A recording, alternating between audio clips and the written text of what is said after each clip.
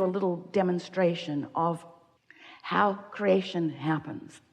And we're going to tell it to you in a sequence of conversation that will open within you an awareness that will make what we're going to say next and all the rest of this morning together, it will make it make sense to you in a way that perhaps it never has before. You understand the concept of momentum. We like the analogy of the car at the top of the hill.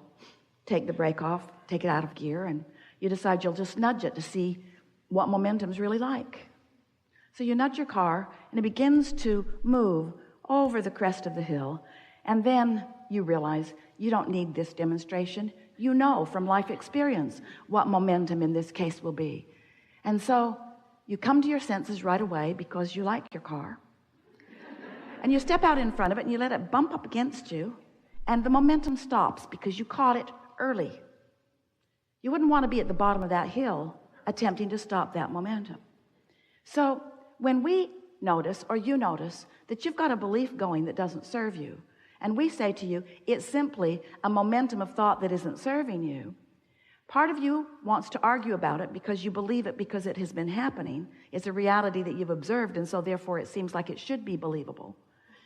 But we want you to understand that even if you decide that it is a belief that you don't want to keep active, you can't just stop believing that all of a sudden, because there's too much momentum about thoughts. Life is still delivering to you remnants and pieces of it to sort of, not with the purpose of keeping it alive, it's just the consequence. In the same way that there's no evil force trying to drag your car down the hill into a big crash at the end.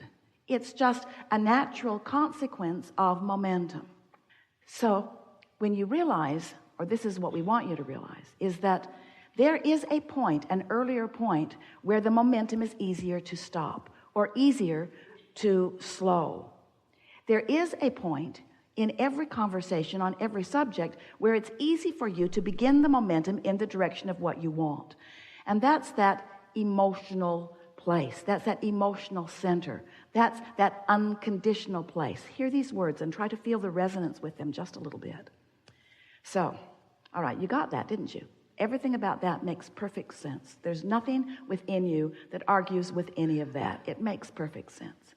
So now let's introduce law of attraction to the equation, because law of attraction, which says that which is likened to itself is drawn, is of course the reason for momentum. Because when you think a thought for as little as 17 seconds, law of attraction delivers another thought to you that is like it, and now there is more momentum with the joining of the two thoughts. And in another 17 seconds, more momentum, and another more momentum. Cross the 68-second mark, and you've got momentum going. That's the point where you should have kind of wanted to get out in front of it before it bumped against you, because now when you get out in front of it, it might knock you down just a little bit. Momentum. So let's say that you are like a normal human, and you're thinking about your day, you're thinking about your life, you're thinking about your world, you're thinking about the personal things and the not so personal things. You're thinking a lot of thoughts. You're engaged with life. And some of the thoughts you think serve you really well, some of the thoughts you think don't serve you so well, but you're just thinking thoughts because there's thoughts to be thunk, right? So here is this thought about something that you want, and you're thinking about this thought of something that you want, and it starts in a gentle place. Let's say that you started early enough in the day that it was easy to get it going in that direction, so you're thinking about what you want on this subject. It might be a lover, it might be financial remuneration, it might be purchasing business real estate, it could be any number of things. So you're focused upon this desire, and so far so good. You're thinking about it, and it feels good to you to think about it. It feels fresh, feels exciting. The idea of it really feels good to you.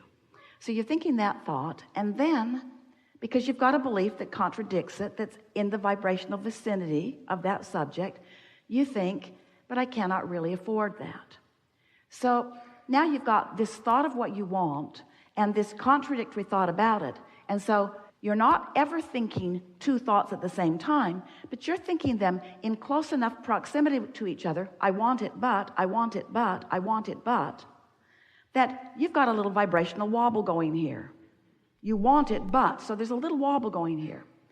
If you will step back right now and soothe that wobble, Law of attraction is going to help you take that thought of desire to another place.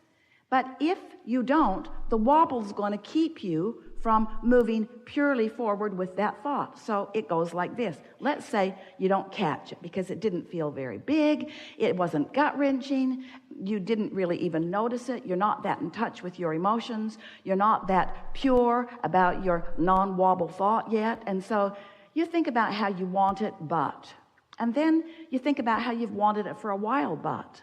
And then you think about how you hardly know anybody that's got that. And so now your thoughts are continuing. Law of attraction is causing each part of this thought to be greater. Are you getting the sense of this? But the wobble's getting greater too. So now, pretty soon, you want it, but now you're talking to your friend about it. Oh man, I've wanted this thing that I can't have for so long. Yeah, me too, your friend says. I can't even remember the last time I had anything like that. You know, I know somebody that's got it, but you don't even want to know that guy. That guy is so egotistical, centered. That guy is so hard to talk to, doesn't want to talk to things that negate what he wants. So you've got this big time wobble going on now. With us so far? You're the creator of your own reality. You're vibrational beings. You live in a vibrational universe. Everything you think is vibrational. Law of attraction is managing the vibration. And when you think about what you want in its absence, you wobble. And wobble doesn't feel good. And the more specific you are in a wobbling posture, the more uncomfortable you will become. The more specific you become in a non-wobbling posture, the more exhilaration you will feel. So your negative emotion is just letting you know all day, every day, what you're doing wobble-wise and what you could clean up if you would try a little bit. But if you'd be smart about it and want to stop the wobble before it gets going too much. Now, this may be helpful to a lot of you because a lot of you have been working really hard to try to think positive thoughts. And sometimes you say, but it's more like my thoughts are thinking me. It's like my thoughts are thinking me. And we want you to realize that's never the case. But sometimes the momentum makes it seem that way. So the rule of thumb is to get as far into the good feeling thought as you can without wobbling. And in the moment that you start to wobble, back up from it just a little bit. Back up from it just a little bit. So we can feel you're with us so far. Now I want to introduce into this conversation another subject that you as humans have been talking to each other, talking about for a long time. And that's the subject of unconditional love. But you have been misunderstanding completely, almost to a person, what that even means. Because what most of you think unconditional love means is you see that jerk doing something ridiculously awful and you say, I love him. Because by the time he feels like a jerk to you, you're wobbling and you are not in a place of unconditional love. It's gone too far before you caught yourself in the middle of it, you see. So what unconditional love is holding vibrational alignment with who you are, no matter what the conditions are around you. It's a steady footing no matter what. Someone said to us the other day, Abraham, how do you get rid of doubt? And we say, we love you so much and you're not going to like us very much after this answer. But the way you get rid of doubt is before it starts.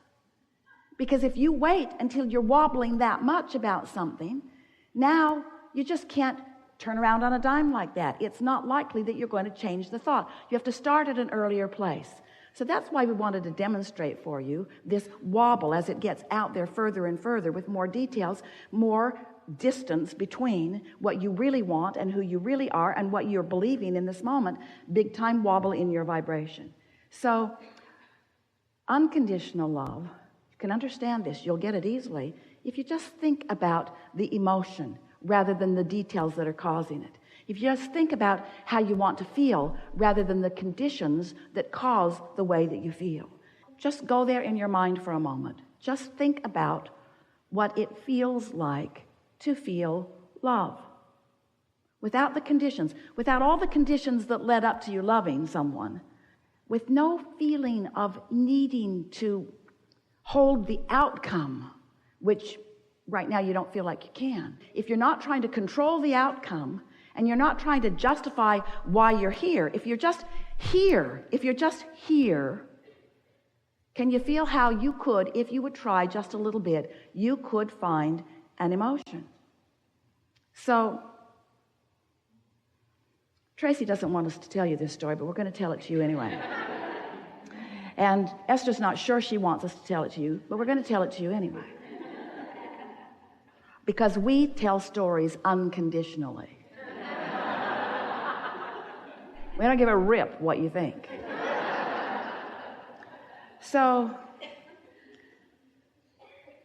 Esther and her family were at the Spurs game the other night. Spurs are the basketball team in San Antonio, and they are in the championship. It's the finals, and it was the first game of the 7-game series, and Esther is hooked on it.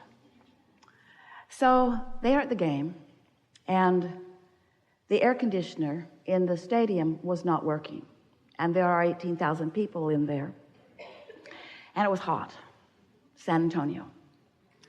So everyone was fanning themselves, and the crowd was having a good time, and they are playing the Miami Heat, which Esther blames them for the heat. So the game is unfolding, and it is not really looking as good as Esther wants it to look for the Spurs. She can feel the energy is down. The other team is doing better. The other team is a bit ahead. Esther has seen this before. She's been watching lots of the games. She sees when the momentum starts tipping one way or the other sometimes.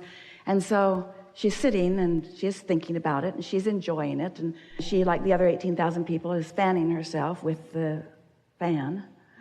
And Tracy says to her mother, as she has decided that she's going to clean up her vibration by making a list of positive aspects. Coach Popovich was the coach of the year this year. And we do have home court advantage. And we have the best record this year. And Esther said, you know, Tracy, that feels like an old process. Because I can feel the effort in it, can't you? Can't you feel that it's like we're trying to talk ourselves into something? Can't you feel the strain in it? Because Tracy was sort of frantically going down her list, positive aspects.